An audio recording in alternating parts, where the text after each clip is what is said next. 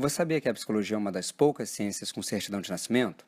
Em 1879, inauguramos nossas pesquisas tentando descrever e explicar os processos mentais e o comportamento humano.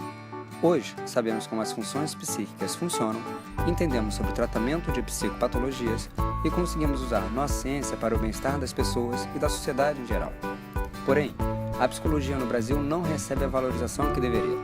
Muitas vezes, a sociedade nem sabe o que o psicólogo faz. Isso gera uma desvalorização em nosso trabalho e também em nossa remuneração. Por isso, acreditamos que é essencial uma renovação. Desde 2013, o movimento político Renovação atua no Brasil inteiro, levando a ciência psicológica para a sociedade.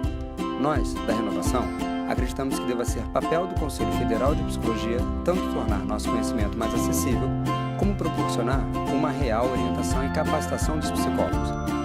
A Renovação defende a ciência. Sem ciência, a sociedade não avança.